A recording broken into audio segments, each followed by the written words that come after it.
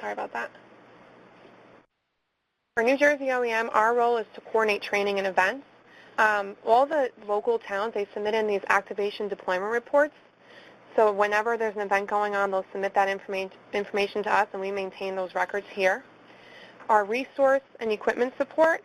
So if there's any equipment needs for any of the local or county teams, the requests come up to NJOEM, and we try to assist them in their needs. CERT programs are registered with the state. So if there's any training materials, any programs or courses they need, we vet and approve those.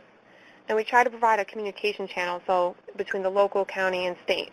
And we stay in contact with you guys at FEMA so that everyone's connected. Here we have a list of different trainings that are provided throughout the state. So each county provides different trainings, but there are lists that are, some of them are at the same at different counties, and some are specific to each county.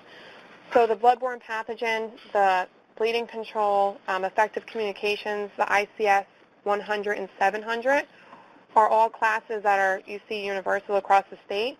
We also see points of distribution, sheltering, and radio communications is common as well.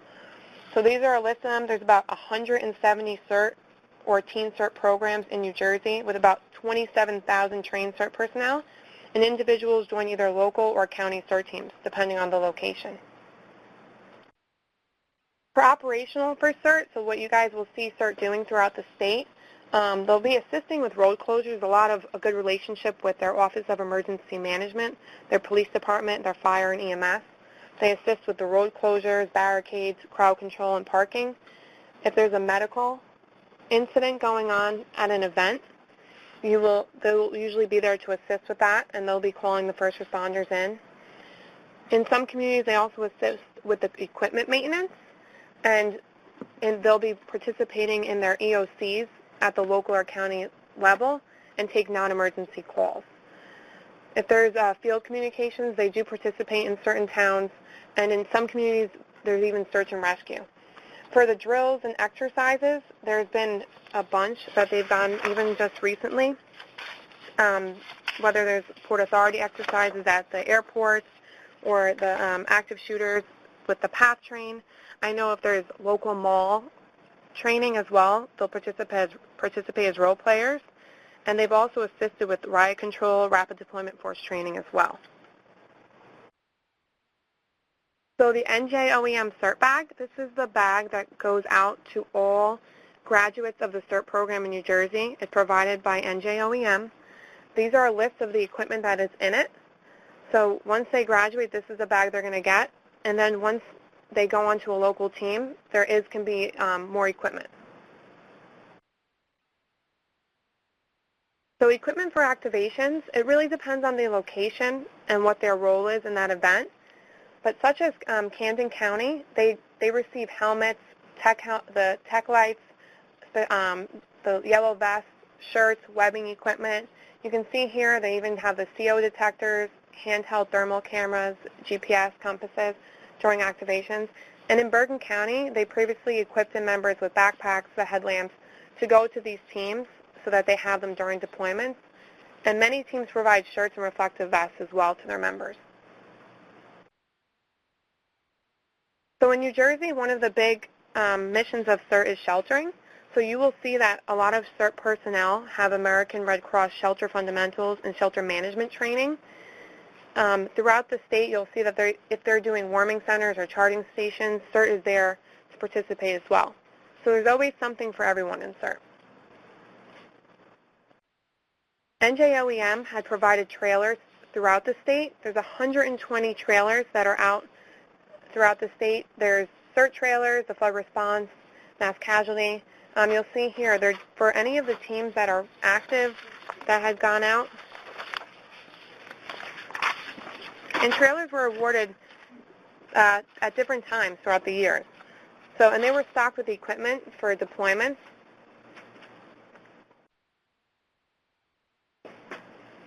So CERT is really about helping your friends, family, and the community. So you'll see them, certain teams will help with smoke detector installation, register ready. So they'll be assisting people with access and functional needs to make sure that they're registered. and the go bags. So one of the big things about CERT is emergency preparedness. So they do a lot of talks and demonstrations about what you should be putting in your go bag, and readiness lectures and demonstrations. For campus CERT in New Jersey, Rowan College has a very large program. They have 75 people. Also, Stevens Institute, they provide it as a community service. So for about every year, there's about 30 students that join the Hoboken CERT team. And there's also other universities that are interested in more. So there's Seton Hall, there's Princeton. We're also talking to Stockton, and there's some other colleges that we're looking at building their campus program. And for Teen CERT, in Bergen County, it was Bergen Academies. It was every year they would have it as part of the program in the school. And there's about 30 students. Warren County and Salem County also have high school teams. There's local CERT teams in Manalapan and Mount Ephraim. In Monmouth County, they work with the Boy Scouts, and we're actually trying to do that throughout the state, and you're seeing a lot of the Boy Scouts working with CERT. And in Middlesex County, there's a high school interested, and also Essex County is looking at expanding their program. Here at the state, we're working with the Police Explorer program, and we're going to be teaching the CERT program to the explorers at the different troop locations throughout the state starting in November. So to learn more about CERT, you'll see that local and county pages have different social medias. They'll also have their websites, and these are some examples of the social media and notifications available. Most of them have apps, but you'll find stuff on their websites as well. So ways to join, you can always contact the local OEM to see if your town has a CERT program. If your town does not have a CERT program, contact your county OEM and check out your town's website. And then through your FEMA website, there's more information about the training and what's included since it's a national curriculum. Here's my contact information if there's any questions, and thank you for having me. Thanks so much, Meredith. I think New Jersey probably has one of, if not the best, CERT program at the state level, and we really appreciate everything you guys do. Thank you. Our next speaker today is a very special young lady. Her name is Ajitha Shankar, and she is part of Region 1, and she served on FEMA's National Youth Preparedness Council for the last 2 years. With one of those years being a co-chair for Teen CERT. This year, she is serving as an alumni advisor for the council, while she is also attending college as a freshman at Brown University. At the moment, she is working avidly to start a campus CERT at Brown, continuing on from her FEMA Youth Preparedness Council projects. Ultimately, it is her aim to cultivate a culture of preparedness around the nation, and especially amongst our youth. Ajitha? Hello everyone, my name is Ajitha Shankar, and I'm so honored to be speaking to you all about Teen CERT and my experiences with expanding it across the nation. Next slide. Okay, so a little bit more about me. You heard that intro. So just to add on to it, I've worked on a plethora of projects focused on cultivating a culture of preparedness. That's really the goal around the nation, and especially amongst the youth, because especially with the youth being the future responders and adults, they're the ones we have to focus on to really make sure that that culture of preparedness starts at a young age and then goes on throughout the ages, so that even when they're older, they can then teach their children, and then their children will teach their children all how to be prepared. So in my first year, to really focus the youth and teach them about preparedness, my legacy project was about teaching my local community the life-saving skills of CPR and first aid. I had always been a very avid supporter of CPR, so I thought what better way to give back than to teach other people just like me who are my age on how they can be the ones to save lives. And they don't have to wait for an adult because they have the skills in their toolbox. And then last year when I served as co-chair of Teen CERT, I led a team to make Teen CERT more widespread and more accessible throughout the nation. And I'll talk a little bit more about our efforts and the resources we created to bring our endeavor to fruition a little bit later on in this presentation. And just a side note, all of the resources that my team created are available for download, so I please encourage you to download them because we want as many people to access them as possible. All right, and then that's just a little picture of my group. So what is Teen CERT? So it's a national training program for teens to volunteer their help during a local disaster. It teaches readiness and response skills and is a program that ultimately helps the community. Even when there is no adult present, but there is a teen who is trained in Teen CERT, they can take the initiative to be the help that is so desperately needed in severe disaster situations. Okay, so why join Teen CERT? So frequently in disasters, many people believe that they're powerless, like there's nothing they can do. However, if you have Teen CERT training, the youth has the power to make powerful contributions to their communities during times of hardship. It cultivates leadership and teamwork skills because you work with a team, you have to triage together. There's a lot of work that goes on internally, and thus it really is a really great bonding experience and cultivates personality. It instills a passion for preparedness and helping the community at a young age.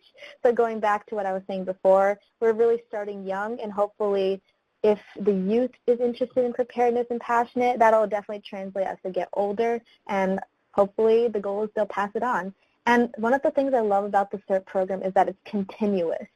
You can start at Teen CERT, and then you can go to Campus CERT, and then you can even go to Adult/Workplace CERT.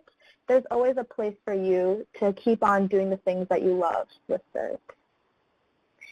So yes, we're increasing the number of people who are able to meaningfully help during disasters, which is very important, especially when first responders are very limited and overwhelmed in times of mass casualties. So in regards to personal efforts in normalizing Teen CERT nationwide, this is a project overview of the Teen CERT project that I led nationwide last year. So my main thing was to create an official Teen CERT implementation guide and heat map, because previously there is always a CERT implementation guide, but there wasn't one specifically focused for teens. So the implementation guide that we created has that teen component. It has how teens can start Teen CERTs in their own communities, as well as the same adult CERT curriculum, because that part's not too different. But we did tailor it to teens a little bit more so that it's easier for them to start one in their own communities. And then the heat map, because what we did was we actually charted out all of the Teen CERTs across the entire nation.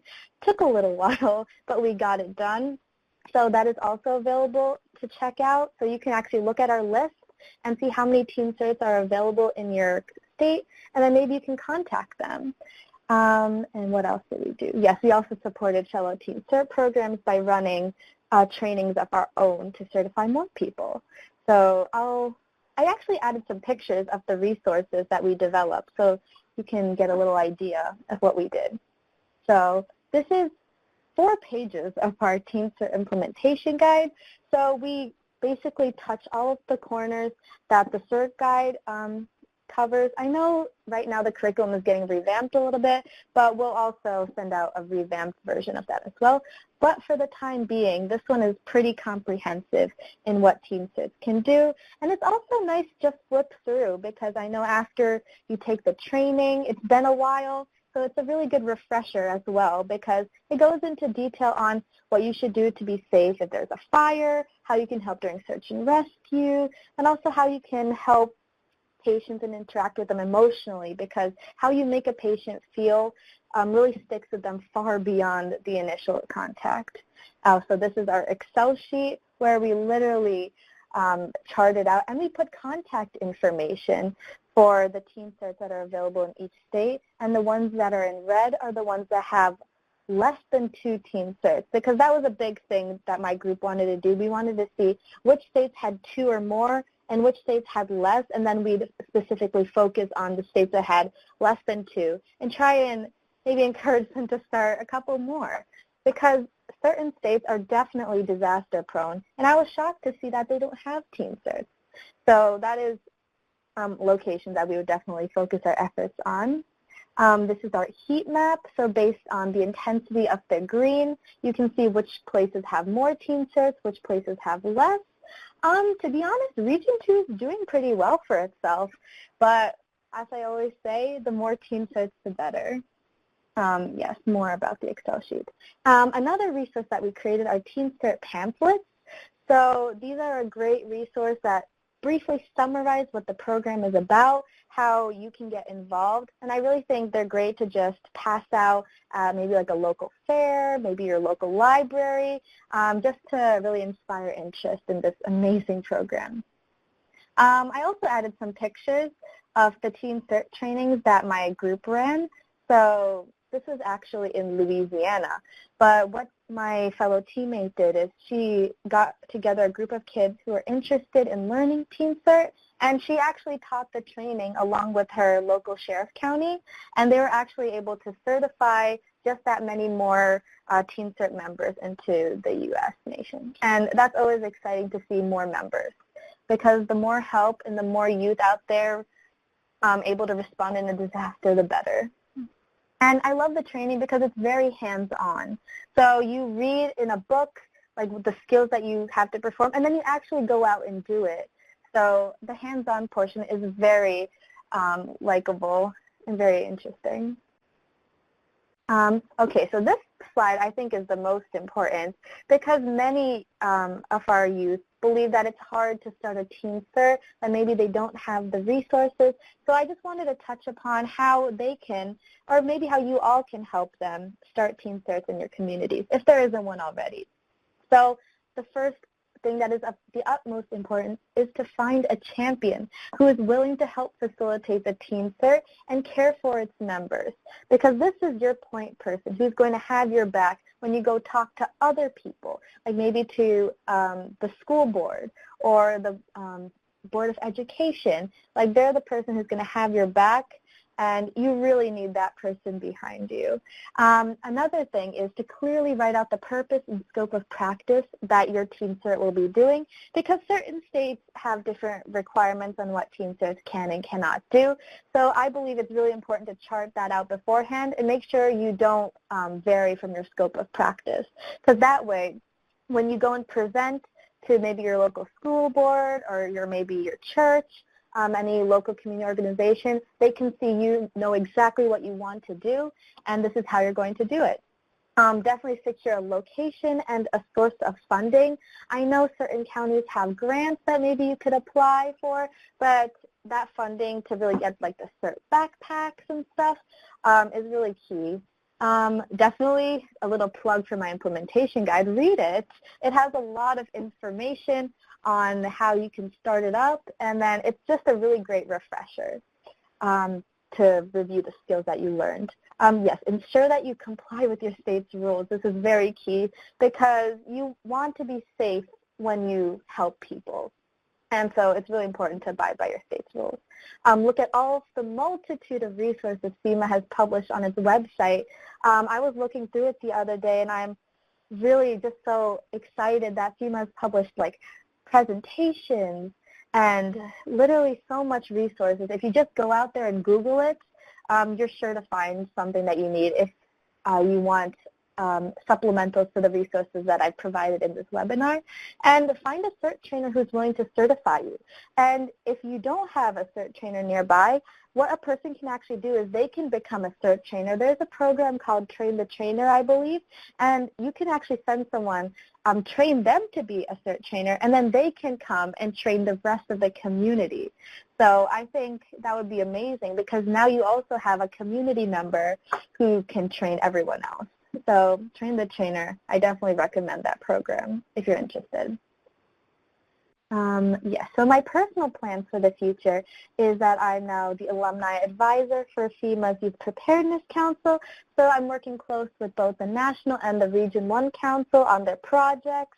And one of them is actually a citizen responder project. So I'm able to keep going my plans for Teen Cert and actually Campus Cert now since I'm now in college. And one way that I'm doing that is through creating a Campus Cert at Brown University. So if you guys have any advice or if you want me or you want to talk to me about anything, I'll give you my email at the end of this and feel free to email me.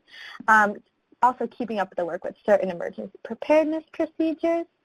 Promote campus certs throughout the nation. Going back to that continuity, I love how CERT really just sticks with you all throughout your life. So I want to focus more on the campus certs because that's where I am right now in my life. And really my goal is to have every university have a campus cert, but first I'm going to start with my own, and then after I establish it as Brown, I want to really make sure that I can spread out and start promoting campus certs to other colleges. I'm also, I have EMT training, so I would love to just keep that going and contribute to emergency response as being an EMT coupled with my CERT training. I think that just really gives me a more holistic knowledge of how to be prepared. And of course, keep spreading the importance of preparedness. And as I always say, we have the power to keep our communities safe from a disaster and save lives. Thank you so much. CERT truly allows you to make a difference in the lives of those around you and pave the way to a safer, more prepared tomorrow. I really appreciate you all listening, and I strongly encourage you all to join or start a CERT program in your own communities. Please do not hesitate to contact me at my email. It's hardworkera@gmail.com. So hardworkera@gmail.com. And please have a wonderful day. Thank you so much. Thank you for all that great information, Ajitha. I'm hoping that as a result of this webinar, we have a few new CERT teams getting ready to be started. Most of the states do offer a Train the Trainer program. You can also look at the EMI, Emergency Management Institute in Emmitsburg, Maryland. They typically run some CERT courses as well, and Meredith provided a link for the a lot of the CERT curriculum if anybody wants to peruse it in advance. Our next speaker is Kristen Lepore, and she's going to speak to us today about Medical Reserve Corps. She has served as the Region 2 liaison for the MRC program for over 10 years. It's based in the Office of the Assistant Secretary for Preparedness and Response and Health and Human Services. In her capacity as the Region 2 liaison, she oversees program development and provides technical assistance and support to local Region 2 MRC programs during steady state. She has worked a number of disasters alongside her fellow units, including, most recently, Hurricanes Irma and Maria, Zika, Ebola, Hurricane Sandy, H1N1, to name a few. Prior to her tenure with the Medical Reserve Corps program, Kristen worked in the public health field. She has a BA from Skidmore College and an MPH from Columbia University. Kristen? Hi, good morning, everyone. Really a pleasure to be here today. So I'm here to talk a bit about the Medical Reserve Corps, and for those of you that are not intimately familiar, how we sort of carve up the country, in particular Region 2. So I work with the states of New York, New Jersey, and then the territories of Puerto Rico and the U.S. Virgin Islands. So a bit of background for those of you that may or may not be sort of familiar with the origins of sort of many of these programs. George Bush launched USA Freedom Corps, of which Citizen Corps was a key component. There was a particular call to action in his 2002 State of the Union address. Certainly Citizen Corps, which we know the programs we've just heard, CERT in particular, was a part of that. But another program was included under Freedom Corps, under that umbrella, and that was the Medical Reserve Corps program. And shortly after, a number of demonstration grants were given out. Many jurisdictions here in New York and New Jersey received those grants and began to start local MRC programs. A foundational piece for us in 2006, Congress passed what we call PAPA, which is the Pandemic All Hazards Preparedness Act. And effectively, that grounded the Medical Reserve Corps program in the U.S. Department of Health and Human Services. It gave us a home. Currently, our home today resides in ASPR, the Assistant Secretary for Preparedness and Response. And there we're aligned with other ESF8 or public health and medical focused response programs. So the MRC program has certainly grown tremendously in the years since. And sort of the formative concept of the program were sort of born out of a lot of the events, particularly after 9/11, and we realized there was a critical need to identify, particularly in advance, credential and train medical professionals to work in response environments. And that has long been the foundation and key function of the program. And I think furthermore, the structure of the program reinforces local capabilities. As you heard Meredith talk about the CERT programs in New Jersey, MRC programs are not sort of certified at a state level. They are certified by our federal program office. And once they're granted MRC designation, so they're locally owned or operated, and certainly work in conjunction with state and federal entities. But in fact, they are local programs. The programs themselves focus on sort of the disaster life cycle. So the range of activities that volunteers usually engage in sort of span the gamut from public health all the way into response. We focus on a resiliency model, understanding that the health and well-being of a community pre-disaster will ultimately, in fact, inform its ability to respond to and recover from a disaster.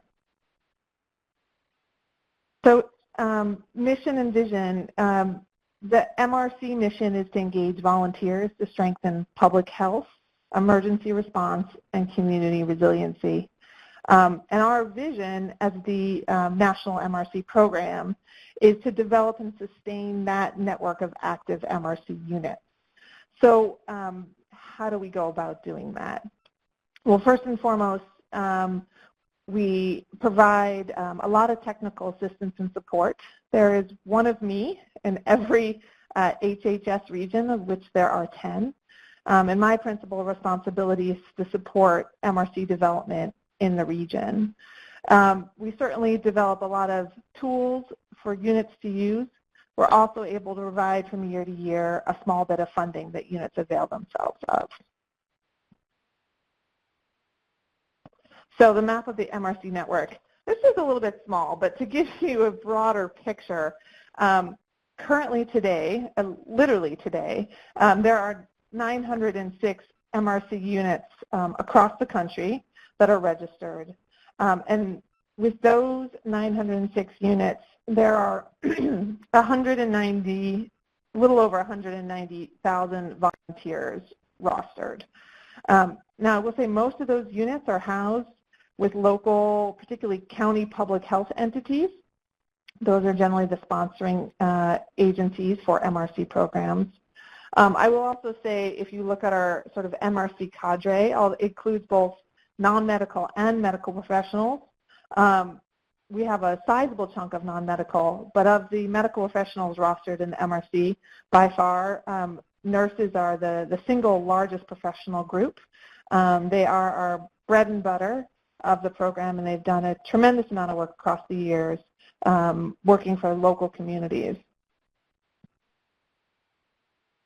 So this chart just sort of looks at number of units by region. Region 2 is a small region. I like to say we're small but mighty. We have 55 registered units.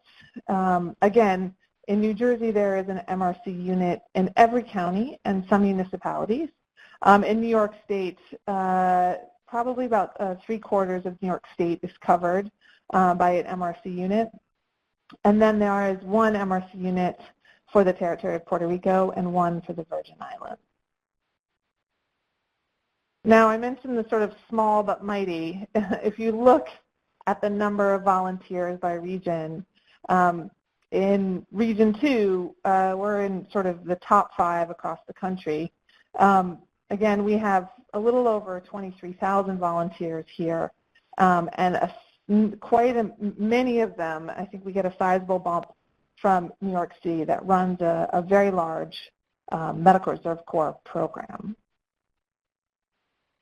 So I'm going to talk a little bit about what Region 2 looks like. Again, I mentioned there are 55 Medical Reserve Corps units and over 23,000 affiliated volunteers in the region. As I mentioned prior most of our units are housed in county health departments. I think there is one emergency management agency in New York State that operates an MRC program. There are some municipal entities in New Jersey in particular that run MRC programs, but by and large, MRCs are aligned with county health departments. And that's largely by design. County health departments are generally the lead for public health and medical response, or ESF8, in their jurisdictions, and it seems only fitting that volunteers that will be supporting that mission are directly aligned with the response agency that will be working those responses. So again, I talked about how programs work across the disaster life cycle, and I'll dip into a little bit of MRC activity in a minute. But again, those programs, span the gamut between doing blood pressure screenings to certainly engaging in trainings and exercises and drills to responses. And for such a small region, we've actually seen quite a number of responses. In terms of activities, though, again, we have a pretty robust region. Last year, the Region 2 MRC network reported 1,439 discrete activities, which is pretty substantial. And that number has grown in the time that I have been in this program. I think when I started, my region was averaging about 450, 500 activities. And it's been a sort of 200% growth across time, and really amazing to see the scope and depth of MRC unit work. I talked a little bit about responses, and I'll just, I think because obviously they're sort of formative, talk a little bit about them here. So most recently, units in the region have been engaged in sort of a number of responses. Maria and Irma in particular. Puerto Rico obviously was heavily engaged in those, particularly helping support care for dialysis patients and working in medical needs shelters, but also going out and doing community health assessments in hard to reach and or communities that had been sort of cut off. Certainly, again, Puerto Rico was heavily engaged in Zika, doing outreach and education, and that outreach and education work continued on here in New York and New Jersey. Ebola was, I think, the first time some of our MRC units had become engaged in responses that reflected an emerging infectious disease. Particularly New York City worked in response to Ebola. They did a lot of outreach and education in targeted communities, and they also helped with some of the patient tracking. Hurricane Sandy was a huge informative response and included more than half the units in Region 2. At the end of the day, MRC volunteers contributed over $1 million in-kind contributions, largely helping with staffing shelters and working in OEMs across both states. They worked for not only directly after the response, but for months afterwards, including sort of long into recovery. Hurricane Irene and then H1N1, obviously sort of pandemic and having particularly MRC nursing support as vaccinators was key. So that's kind of a broad overview of the Region 2 network at large. I wanted to touch base and just talk a little bit about Region 2 activities. So the picture up onto the left is from Puerto Rico, the Medical Reserve Corps of Puerto Rico. So they have been distributing backpacks in conjunction with an organization called Direct Relief to professional health volunteers to provide them with the necessary supplies they need to respond. In turn, they've also been working with the Academy of Medical Directors in Puerto Rico and United for Puerto Rico, visiting municipalities across the island to provide personal safety backpacks and preparedness tips and information. And they've reached over 1,000 individuals and visited multiple communities and continue to do work to better prepare the island and its residents for any such hurricane again. The spinny wheel at the bottom comes courtesy of Niagara County. Tioga County. They've been working, especially this month, being National Preparedness Month, with local farmers and markets and festivals to promote community health and preparedness. So they've been out there in the community trying to educate individuals. And on the sort of lower corner, I have a lot of units, especially this month, engaged in sort of a campaign called Stop the Bleed. And this one comes to you courtesy of Niagara County in New York. This picture here is a demo of a hemostatic gauze use. So I will leave it there for anyone else that is interested in taking a Stop the Bleed training.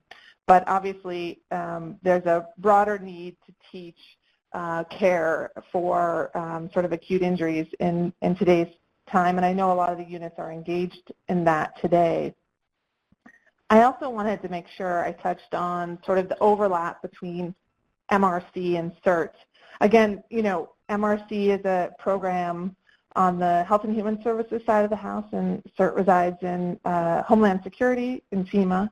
But the programs do work hand in hand in multiple ways, and particularly here in Region 2. So the picture here, as you see, is of a gentleman who works and volunteers with the Manalapan MRC CERT, which is a dual MRC CERT program. It's one of my only municipal MRC programs. It's a fantastic program in Monmouth County. And all of their members go through basic CERT training, and the medical professionals go on to do more tailored medical professional training for public health responses. But as a whole, the unit operates sort of effectively and amazingly in that local community. To talk a little bit about cross-training, I know I mentioned the Stop the Bleed trainings that many units are engaged in. Particularly, I know Albany County in New York and Sussex County in New Jersey are doing Stop the Bleed trainings in conjunction with CERT teams this month. There's a lot of room in local communities to share training resources, and it's really fantastic to see units and CERT teams embrace that approach. And lastly, the second piece, or the third piece, I should say, is the resource sharing. You know, I'm going to point to Albany County in upstate New York. They have a Registered and Ready website, which is, I think, their Citizen Corps Council developed, and it's the entry point for people who are interested in volunteering. MRC is one program among many that they can invest in, but it's a way to really draw individuals in and recruit in conjunction with other groups soliciting volunteer work. And I think, again, in this day and age, there's a lot of room for sharing resources and working together, and I think a lot of units are doing this quite effectively. Again, we're very lucky to have, in particular, New Jersey in our region, which is such a strong CERT state. But I think the work between those two programs has really been beneficial to preparedness as a whole in the region. So with that, I'll leave it there. I've included our website, our Facebook and Twitter handle. If you are an individual interested in volunteering for a Medical Reserve Corps program, I encourage you to go to our website. It's also linked below in the web link section. That can help you find the MRC in your jurisdiction, and then you sort of apply through there. If you're a medical professional, that program is going to check your credentials. And I thank you all for your time. Thanks so much, Kristen. You know, I especially love the point where you said that the MRCs build community resilience, you know, by fostering overall well-being in communities. And that's something that we often talk about here at Region 2, you know, what is something that CERT members could do during blue skies. And we've had conversations about making them community emergency resilience teams, you know, because if they have the time, they have the know-how, they're passionate about preparedness, who better to be force multipliers for us in making communities more resilient in Region 2. So we're going to go to the questions now, but it doesn't seem like there are many questions. The one question I do see, Meredith, I wanted to ask you, but people were asking about the funding sources. Can you tell us how New Jersey funds their CERT programs? For New Jersey, I believe at the local level, a lot of that is done through OEM. Usually, the equipment that most teams have is the basic CERT bag from NJOEM, and they've looked at like grants. I know that some teams have looked at being 501c3s, but I really think it depends on the location. I honestly don't know too much about. I know it like sometimes it will be approved in their budgets, like at the county level, but I think it really depends. I think probably a bulk of the CERT teams for the state probably pull their funding from the Homeland Security Grant Program. I think that contains a preparedness component that they're able to direct based on their needs. I'm not sure that there is anything available out there that's specific to CERT. Right, yeah. I don't know as much about the grant process for that. Okay, thank you. How about the MRC program? How does that get funded, Kristen? MRC programs are largely supported via their housing agencies, so local public health departments. A lot of that funding comes through federal funding, public health emergency preparedness funding, and maybe hospital preparedness to some extent. We are able to offer small grants to MRC programs directly, and we do so via cooperative agreement with NATO, and we're pleased that we've been able to do that from year to year. I think we always recognize it's not enough, and I think most programs at a local level are operating, pretty leanly. We'd love to see more support, but we try to do the best we can with what we have. We all do. Did anybody have any other questions? I don't see any other questions in the Q&A pod.